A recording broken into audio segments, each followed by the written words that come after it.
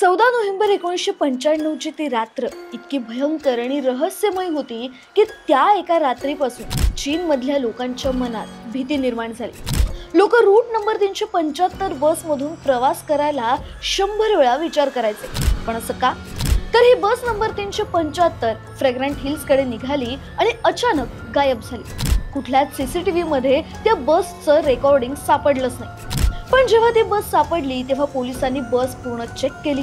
तिने diesel tank उघडला तेव्हा त्यात डिझेल नव्हतंच, पण जे होतं त्याने सगळे हादरले। खरं तर या प्रकरणाने सगळीकडे भीतीदायक वातावरण तयार झाले आणि एवढीच चर्चा सुरू झाली की हा विचित्र कट रचला गेला होता की कोणती पॅरानॉर्मल ऍक्टिव्हिटी। त्या रहस्याचा उलगडा आजही झालेला नाही। मग काय होती या रहस्यमयी बस क्रमांक 375 ची ती कहाणी? जाणून घेऊया या व्हिडिओच्या माध्यमातून। पण त्याआधी गाजावाजाला सबस्क्राइब करा आणि नवनवीन अपडेटसाठी बेल आयकॉन क्लिक करायला विसरू नका। नमस्कार, तुम्ही पाहताय गाजावाजा।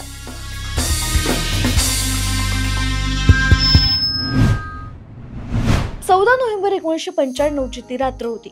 बीजिंग मध्ये रूट नंबर 375 ची शेवटची बस युआनमिंग बस टर्मिनसहून फ्रेग्रंट हिल्स कडे जायला निघाली होती। अंतर किती?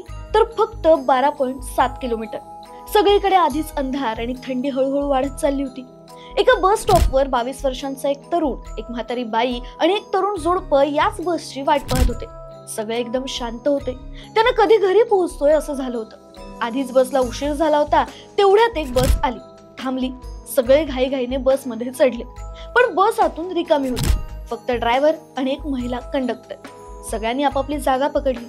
थोड्या वेळाने ते जोडपं एका स्टॉपवर उतरलं। बस पुन्हा निघाली। बसने स्पीड वाढवला, तेवढ्यात रस्त्यावर 2 लोक उभी होती। त्यांनी हात दाखवून बस थांबवली। ड्रायव्हरने बस थांबवली, पण तो त्या दोघांवर चिडला। मध्येच बस थांबवायची नाही, तुम्हाला स्टॉपवर उभं राहता येत नाही का? यावर कंडक्टर म्हणाली, असू दे, शेवटची बस आहे आणि रात्रही खूप झाली। पण ते आत चढले तेव्हा ते दोघे नव्हते, तर 3 होते। ते ओल्ड चायनीज कॉस्ट्युम मध्ये होते। दोघांनी तिसऱ्याला खांद्यावर उचललेलं होतं। तिसरा बेशुद्ध असेल किंवा कदाचित आजारी असेल किंवा दारू प्यायला असेल असा विचार करून सगळ्यांनी त्यांच्याकडे दुर्लक्ष केले। ते बसच्या शेवटच्या सीटवर बसले। ड्रायव्हरने बस स्टार्ट केली आणि फ्रेग्रंट हिल्स कडे जायला निघाली। म्हातारीचं लक्ष त्या तिघांकडेच होतं। तिने अचानक आरडाओरडा करायला सुरुवात केली, ए चोरा, माझी पर्स मला परत दे। कंडक्टर आली। तिला तिने सगळं सांगितलं की तिच्या सोबत चढलेल्या त्या 22 वर्षाच्या मुलाने तिची पर्स चोरली आहे। तो मुलगा बोलत होता की मी पर्स चोरली नाही। म्हातारी म्हणाली, आम्हाला पुढच्या स्टॉपवर उतरव, मी या मुलाची पोलीस स्टेशनला कंप्लेंट करणार आहे। ते दोघे बस मधून उतरले। बस उतरल्यावर मुलाने म्हातारीला हात जोडले, म्हातारे, मी तुझी पर्स नाही चोरली। त्यावर म्हातारी म्हणाली, मला माहितीये तू चोर नाही, पण त्या बस मधून उतरायचं होतं आणि तुलाही उतरवायचं होतं। मुलाने विचारलं, का? आपला स्टॉप आला नव्हता। म्हातारीने सांगितलं, त्या बस मध्ये जे 3 लोक चढले होते त्यांना पाय नव्हते, ते हवेत उडत होते। त्या मुलाची थोडी फाटली, पण त्याला पटलं नाही। म्हातारीने सांगितलं, चल पोलीस स्टेशनला जाऊ, ही सगळी गोष्ट त्यांना सांगू। मुलगाही तिच्यासोबत जायला तयार झाला। ते दोघे पोलीस स्टेशनला गेले, पण पोलिसांनी त्यांच्या बोलण्याला सिरियसली घेतलंच नाही। त्यांची खिल्ली उडवली आणि पोलिसांनी त्या दोघांना घरी सोडलं। इथपर्यंत सगळं ठीक होतं, पण दुसऱ्या दिवशी त्याच बसच्या गायब होण्याचा रिपोर्ट पोलीस स्टेशन मध्ये दाखल झाला आणि इथून स्टोरीला वेगळंच वळण मिळालं। पोलिसांना आठवलं की रात्री 2 लोक आली होती आणि ते या बस बद्दल सांगतही होते। त्यांनी त्या म्हातारी आणि तरुणाला शोधून काढलं, चौकशी केली। बस शोधायचा खूप प्रयत्न झाला, पण बस कुठेच सापडली नाही आणि त्यांनी सांगितलेल्या गोष्टीवरून कोणताच क्ल्यू मिळत नव्हता। तेवढ्यात पोलीस स्टेशनला कॉल आला, 100 किलोमीटर दूर मियून रिझर्व्हर नदीत एक बस सापडली। जेव्हा चेकिंग झालं तेव्हा पोलिसांना समजलं की ही तीच बस आहे। पण जेव्हा फॉरेन्सिक टीमने तपास केला तेव्हा त्यांना धक्काच बसला। ड्रायव्हर आणि कंडक्टरचे मृतदेह आणि त्या तिघांचे मृतदेह होते, पण ड्रायव्हर आणि कंडक्टरचे मृतदेह आत्ताच मेले असतील अशा अवस्थेत होते आणि त्या तिघांचे मृतदेह कुजलेले होते, जसं काही ते बऱ्याच वर्षांपूर्वी मेले असतील। पोलिसांना कळेनाच की नेमकं चाललंय तरी काय।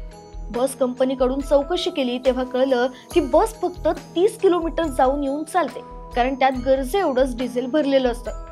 मग ही 16 किलोमीटर चालणारी बस 100 किलोमीटर लांब गेलीच कशी? रस्त्यातील सगळे सीसीटीव्ही तपासले तेव्हा पोलिसांचं डोकंच फिरलं।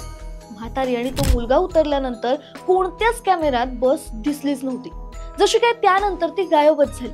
मग ही बस कशी पलटी झाली नदीत? कारण त्या जागी कोणताच अपघातही झालेला नव्हता. शेवटी पोलिसांनी फ्युएल टँक तपासला आणि त्यांना धक्का बसला. टँक मध्ये डिझेल नव्हतं, तर त्यात ताजं रक्त भरलेलं होतं. पण हे रक्त नेमकं आलं तरी कुठून आणि कोणाचं होतं, हे एक मोठं रहस्यच बनलं. पोलिसांकडे कोणताही पुरावा नव्हता.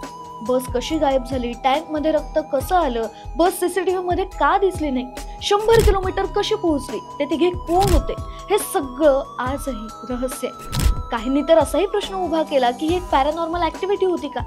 पण जे काही घडलं असेल, या घटनेनंतर चीनमध्ये रूट नंबर 375 बद्दल लोकांच्या मनात इतकी भीती बसली की पुढची बरीच वर्ष रात्री कोणीच या बसने प्रवास केला नाही. आजही ही घटना चीनमध्ये खूप पॉप्युलर आहे, जी ghost story of route number 375 नावाने आजही चर्चेत आहे.